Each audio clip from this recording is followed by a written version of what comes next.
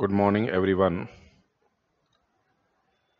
The Board of Studies of the Institute of Chartered Accountants of India has made an announcement on 6th of August 2018 relating to certain topics which are to be excluded from paper 8, that is indirect tax laws, for November 2018 examination. बहुत सारी queries आ रही थी students की कि जो आपकी जो book है उनमें से हमको क्या क्या चीज नहीं पढ़नी है। तो देखिए, दिस इज आवर बुक जो कि एप्लीकेबल है नवंबर 18 एग्जाम के लिए, और edition number 12th is there, 12वां एडिशन है ये। इसमें आपको क्या क्या नहीं पढ़ना है वो अब हम लोग डिस्कस करेंगे, क्या क्या चीज आपको नहीं पढ़नी है। अब जो announcement institute of chartered accountants of India ने किया है वो क्या किया है, देखिए। सबसे पहले तो इन्होंने बताया the applicability of the provisions of indirect tax laws for November 2018 examination. They are stating that the provisions of CGST Act 2017, IGST Act 2017, including significant circulars and notifications issued and other legislative amendments made up to 30th April 2018. 30th April 2018 तक के जो amendments हैं, circulars और notifications हैं in the CGST Act 2017 and IGST Act 2017 will be applicable for November 2018 examination. Our book is updated up to 30th April 2018 and it covers all the significant circulars and notifications and other legislative amendments. तो book updated है 30 अप्रैल 2018 तक के जितने भी amendments हैं उसमें incorporated है जो रेलेवेंट है। फिर the provisions of the customs act 1962 as amended by the finance act 2017 including significant notifications and circulars issued and other legislative amendments made up to 30th April 2018. They will be applicable. तो एक doubt ये आ रहा था students के mind में कि क्या finance act 2018 के अमेंडमेंट्स क्या एप्लीकेबल होंगे। तो देखिए, फाइनेंस एक्ट 2018 के amendments they will not be applicable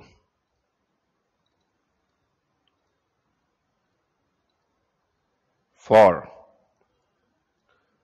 November 2018 exams in customs law.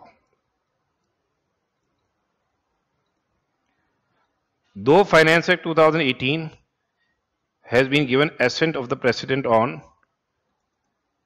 29th of March 2018, but the amendments made by Finance Act 2018 will not be asked for November 2018 examination. यानी नवंबर 2018 के संदर्भ में जो finance act 2018 में के द्वारा amendments किए गए हैं कस्टम्स एक्ट में, वो आपके लिए एप्लीकेबल नहीं होंगे।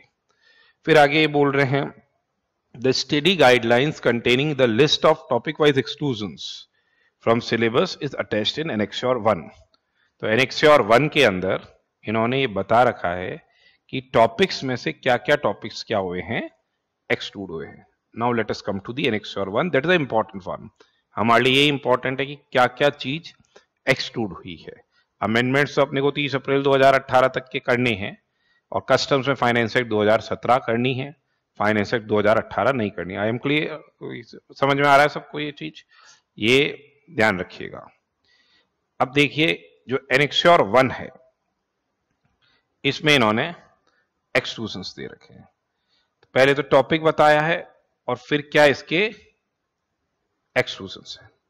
तो देखिए, लेवी टॉपिक ये है, levy and collection of CGST and IGST application of CGST and IGST law, concept of supply, including composite and mixed supply, interstate, intrastate supplies, supplies in territorial waters, charge of tax, exemption from tax, composition levy. अब क्या topic exclude हुए हैं देखिए, एक तो है rates of tax prescribed for supply of goods, the rates of tax prescribed for supply of goods, तो same is not covered in our book. ये हमारी बुक में ऑलरेडी कवर्ड नहीं है. फिर है rate of tax prescribed for supply of services, rate of tax prescribed for supply of services. ये topic आ रहा है आपके चैप्टर नंबर 3 के अंदर, पेज नंबर 3.11 से 3.28 तक. 3.11 से 3.28 तक ये टॉपिक आ रहा है. ये आपको रीड नहीं करना है. This is not to be read by you, because rates relating to GST services जो है वो क्वेश्चन के अंदर मेंशन्ड होंगी. जीएसटी किस रेट से सर्विसेज पे लगेगा वो क्वेश्चन के अंदर मेंशन्ड होगी, तो उसको आपको करने की रिक्वायरमेंट नहीं है. फिर exemption for supply of goods, जो एग्जेम्पशन है फॉर सप्लाई ऑफ गुड्स, तो ये ध्यान में रखिएगा. एग्जेम्पशन ये हमारे बुक में जो गुड्स के रिलेशन में जो एग्जेम्पशन हैं, दे आर नॉट कवर्ड, ये कवर्ड नहीं है, तो ये करने की रिक्वायरमेंट नहीं है. परंतु exemption in respect of supply of services, services they are very important. इनको आपको क्या है, एग्जेम्पशंस को करना है. तो exemptions for supply of services are very important, और इनको आपको अच्छी से एग्जाम में लर्न करके जाना है. And the same has been covered in our chapter exemptions, dealing with the exemptions in respect of supply of services. फिर जो सेकंड जो टॉपिक उन्होंने कवर किया है, there are procedural compliances under GST. जो प्रोसीजर्स हैं अंडर जीएसटी उसके लिए बोल रहे हैं कि जो भी अपने रजिस्ट्रेशन के प्रोसीजर्स है, टैक्स इनवॉइस है, क्रेडिट नोट्स, डेबिट नोट्स, ई वे बिल्स है, accounts, records, returns, payments of tax including reverse charge, refunds, job work, तो ये सारे टॉपिक्स प्रोसीजरल जो कंप्लायंसेस है उसके रिलेशन में क्या बोल रहे हैं देखिए. टीडीएस है और टीसीएस के प्रोविजंस जो दे रखे हैं वो आपको करने की रिक्वायरमेंट नहीं है. That is registration of persons who are required to collect tax at source, tax deduction at source, except the provisions which have been made effective vide notification number 33/2017 dated 15/9/2017. Collection of tax at source और इनके जो tax डिडक्टर्स और tax collectors के जो returns हैं, GSTR 7 and GSTR 8. तो देखिए जो TDS और TCS के रिलेशन में जो प्रोविजंस दे रखे हैं वो आपको दे रखे चैप्टर 14 में. चैप्टर 14 के अंदर आपके जो प्रोविजंस आ रहे हैं वो पेज नंबर 14.14 से, जो 12th एडिशन में हमारे 14.14 से लेके 14.18 पेज तक हैं.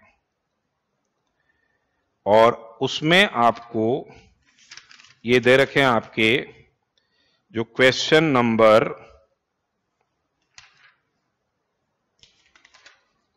12 से क्वेश्चन नंबर 12 से दे रखे हैं और कहां तक चल रहे हैं, क्वेश्चन नंबर 23 तक। तो इसमें क्वेश्चन नंबर 14 आपको करना है, ये ध्यान में रखिएगा, टू बी डन। ये आपको करने की रिक्वायरमेंट है, क्योंकि जो persons who are liable to get themselves registered under tax under provisions of tax deduction at source, as a tax deductor, notification has been issued in this regard, तो फिर क्या है, वो आपको नोटिफिकेशन करना है, because the same is covered, and other provisions relating to tax collection at source and tax deduction at source are not covered.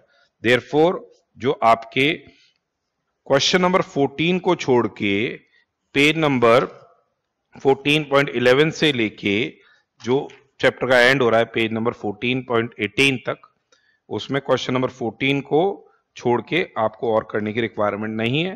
पर एक बार बेसिक अंडरस्टैंडिंग जरूर कर लीजिएगा टीडीएस और टीसीएस के रिलेशन में, फ्रॉम माय व्यू पॉइंट की आप कर लीजिए, जिससे थोड़ा सा आपको कॉन्फिडेंस लेवल रहे। अब देखिए, relating to furnishing of returns, जो फर्निशिंग ऑफ रिटर्न्स है, तो जो रिटर्न्स का हमारा चैप्टर है वो चैप्टर 15 है। तो अब ये कह रहे हैं कि आपको जीएसटीआर 2 के रिटर्न की फर्निशिंग की रिक्वायरमेंट्स आपको नहीं करनी है, 1A नहीं करना है, 3 नहीं करना है, 7 और 8 नहीं करना है। तो अब हम देखें ये अपनी बुक के अंदर कहां कवर्ड है। तो देखो, एक तो जो करना है वो जीएसटीआर 1 तो करना ही करना है, एक जीएसटीआर 3 भी करना ही करना है, कंपोजिशन सप्लायर्स का जीएसटीआर 4 करना है,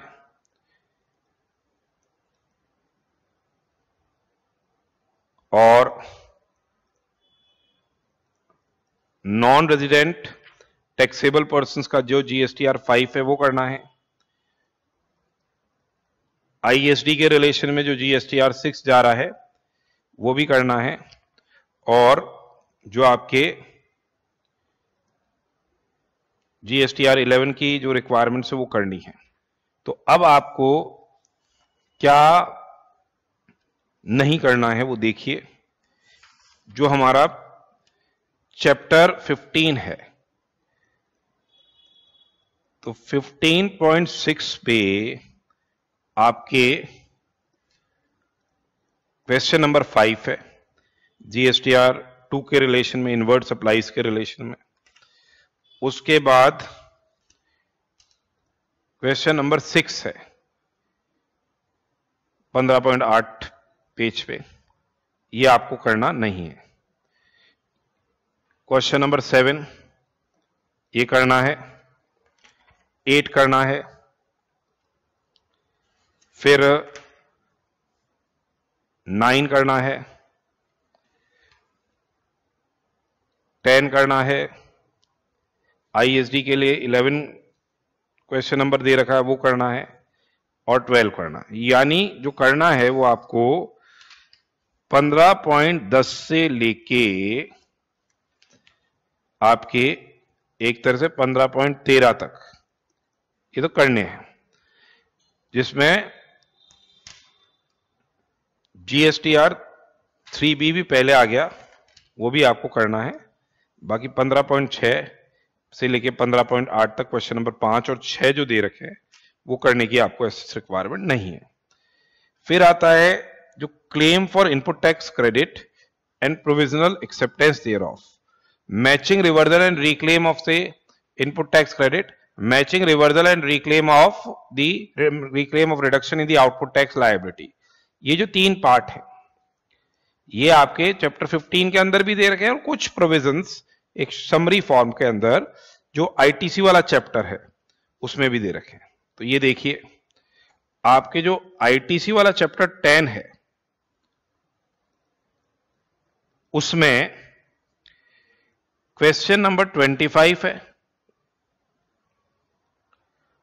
dealing with the claim for input tax credit and provisional acceptance thereof, और एक जो इलस्ट्रेशन दे रखा है वो 42nd इलस्ट्रेशन है। ये चैप्टर 10 में, वो आपको करने की रिक्वायरमेंट नहीं है। उसके अलावा 15.14 से लेके, जिसमें matching, reversal, reclaim input tax credit आ रहा है, फिर देखिए 14, 15, 16 पेज, 17, 18, 19, 20, 21, ये सब 22, 23, 24, कहां तक 15.25 तक ये आपके क्या हुआ है, एक्सट्रूड हुआ है। कहां तक अपने को एक्सट्रूड करना है, यहां 15.14 से लेके, यानी क्वेश्चन नंबर 13 से चालू हो जाएगा ये एक्सट्रूजन और चलता रहेगा। कहां तक गया ये, इलस्ट्रेशन 6 तक, 6 तक। ये आपको 15.14 से लेके 15.25 तक ये आपको करने की रिक्वायरमेंट नहीं है। Are you clear? तो एक तो अपने को आईटीसी का कुछ पोर्शन समरी फॉर्म के अंदर दे रखा है, जो चैप्टर 10 है उसमें जो क्वेश्चन नंबर 25 है और इलस्ट्रेशन नंबर जो 42 है उसको करने की रिक्वायरमेंट नहीं है। Relating to matching, reversal and reclaim of ITC and matching, reversal and reclaim of reduction in the output tax liability, they are covered from page number 15.14 to 15.25 in chapter 15 of the book, from question number 13 till illustration number 6. They are not required to be studied. ठीक है, this must be very much clear. तो काफी बड़ा portion जो था matching की requirement का, और फिर रिवर्सल कराना, उसको वापस से लेना, वो आपके क्या है, मैचिंग होने पे वो आपके एक्सक्लूड कर दिया गया। क्यों एक्सक्लूड कर दिया गया? बिकॉज प्रैक्टिकली ये सिस्टम इंप्लीमेंट ही नहीं हो पाया, इसलिए institute of chartered accountants of India ने इस टॉपिक को क्या है, एक्सक्लूड कर दिया। तो ये आपको नहीं करने की रिक्वायरमेंट है। आरसीएम जो गुड्स के रिलेशन में है, चाहे वो सीजीएसटी एक्ट के तहत हो या आईजीएसटी एक्ट के तहत हो, 9(3) में हो चाहे 5(3) के अंदर हो, RCM in respect of supply of goods ये भी एक्सक्लूडेड है। RCM in respect of what, supply of goods. तो आपके आरसीएम जो है जो 9(3) में दे रखा है, 5(3) में दे रखा है, गुड्स का, ये तो पहले से ही not covered in our book. This was not covered in our book. हमारी बुक में आ ही नहीं रहा है ये, वैसे ही this is not covered basically. तो ये आपको करना ही नहीं है। जहां तक सर्विसेज का है, RCM, that is very important, और ये आपको करना है। तो RCM in respect of services मत छोड़ जाइएगा। RCM in respect of services very important, the same is covered in our book. जो सर्विसेज जो रिवर्स चार्ज के तहत आ रही हैं, नोटिफाइड है, they are very important and you have to do the same. इसी हिसाब से एग्जेम्पशंस के बारे में हमने ऑलरेडी डिस्कस कर लिया। ये एग्जेम्पशंस गुड्स के हमारी बुक में है ही नहीं, करने ही नहीं है, परंतु सर्विसेज के एग्जेम्पशंस आपको अच्छी से करने हैं, they are very very important. तो कहीं सर्विसेज के exemptions are there, they are very important, तो वो आपको अच्छे से करके जाना है। फिर क्या देखिए आगे और बोल रहे हैं, rates specified for computing the amount payable under composition levy are included in the syllabus. तो कंपोजिशन लेवी की जो रेट्स है, they are included in the syllabus, और it's very important because this time amendment has been made in composition levy. तो composition levy की जो rates है उनको आप अच्छी से करके जाइएगा along with the practical question, क्योंकि ट्रेडर्स के लिए एज यू आर अवेयर यहां 1% लिया जाएगा किसका, टैक्सेबल सप्लाई ऑफ गुड्स का, instead of their aggregate turnover it will be rate, composite rate will be what 1% of the taxable supply of the goods. और जो मैन्युफैक्चरर्स हैं उनके लिए भी रेट रिड्यूस हुई है, और वो अब क्या है उनकी rate 1% of the aggregate turnover. ये आपको ध्यान में रखना है। तो कंपोजिशन रेट्स आर देयर, वो आपको एग्जाम के पॉइंट ऑफ व्यू से they are very important, and we definitely expect a practical question from this particular topic. तो मुझे लगता है कि आपके क्लियर हो गया होगा कि हमको क्या नहीं पढ़ना है। जो rates of tax prescribed for supply of goods वो अपने को नहीं करनी है, वो हमारी किताब में आ भी नहीं रही थी, इसलिए अपने पढ़ी भी नहीं है। वो जहां rate of tax prescribed for supply of services है वो एक बुक में आ रही हैं, पेज नंबर 3.11 से 3.28 चैप्टर नंबर 3 के अंदर है, वो आपको नहीं करनी है। जो गुड्स के रिलेशन में और सर्विसेज के रिलेशन में जीएसटी की रेट्स जो होंगी वो क्वेश्चंस के अंदर स्पेसिफिकली मेंशन्ड होगी, उनको आपको क्या है वहीं से ही देख के प्रैक्टिकल प्रॉब्लम्स को सॉल्व करना है। कंपोजिशन रेट आपको अच्छी से करके जानी है, and we do expect a practical question from composition levy relating to exemption for supply of goods. The exemptions for supply of goods, they were not covered, पहले भी नहीं आ रहे थे in May examination also, and the same has not been covered in our book also. They will be not applicable for November 2018 exams also. जहां तक exemption in respect of supply of services है उसको आपको अच्छी से करके जाना है। That's a very very important topic.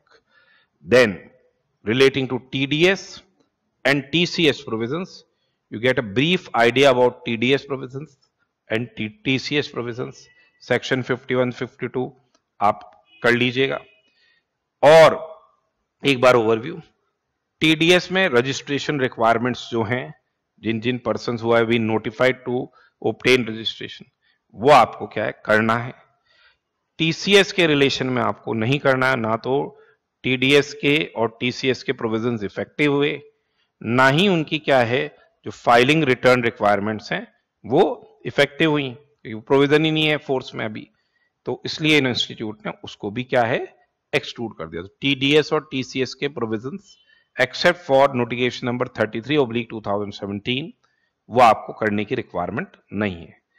Return filing GSTR 1 आपको अच्छी से करके जाना है, जीएसटीआर 3 भी आपको अच्छे से करके जाना है, जीएसटीआर 4 करना है, 5 करना है, 6 करना है, ये आपको अच्छे से करके जाने हैं। क्या नहीं पढ़ना है, जीएसटीआर 2, 1A, 3, 7 एंड 8 ये आपको करने की रिक्वायरमेंट नहीं है। जहां तक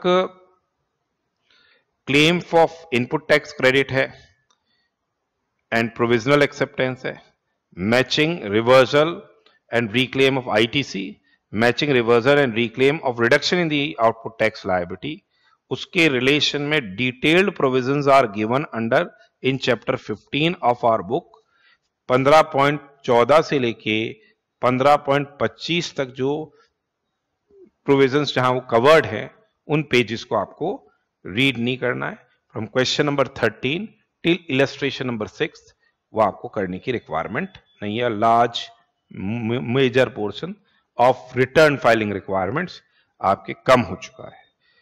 जो सप्लाई ऑफ गुड्स है which are chargeable to tax under RCM वो आपको करने की रिक्वायरमेंट नहीं है, whether it's under CGST act और IGST act, the same is not been covered in our book. जहां सप्लाई ऑफ सर्विसेज है जहां आरसीएम लग रहा है, they are very very important and there can be definitely question will be asked from the same. Composition levy as I have already told you the rates are very important. तो अब देखिए, you have to go through all the amendments which has already been covered in the book. Circulars आप अच्छे से करके जाइएगा, they have been also covered in our book, and practical questions they play a very very important role, उनको आपको अच्छे से करके जाना है। और उनके साथ साथ आप लिखने की हैबिट डालिए। आप जो भी प्रैक्टिकल क्वेश्चन सॉल्व करते हैं आप पहले सॉल्व कीजिए along with their working notes, then definitely it will help you in writing the main exams. And this paper 8 is very simple and you can easily score exemption marks provided you properly study the same और आप उसको short notes बनाइए और अपने practical questions को हाथ से solve कीजिए, तो आपको आराम से exemption marks obtain कर सकते हो आप। It's not a difficult subject. ये ध्यान में रखिएगा कि ये चीजें एक्सक्लूड हो गई हैं, उनको आपको करने की एज सच रिक्वायरमेंट नहीं है। In case if you do have any other further queries, then you can email us and we will reply for the same. और अच्छी से आपको एग्जाम में अपीयर होना है और अच्छी से पेपर प्रेजेंट करना है, so that you can score good marks. Exemption marks आपको आने चाहिए। And all the best for examination. Study hard और बिल्कुल टाइम मैनेजमेंट के हिसाब से आप अपना पेपर भी सॉल्व कीजिएगा। That is a very very important aspect, वो आपको ध्यान में रखना है।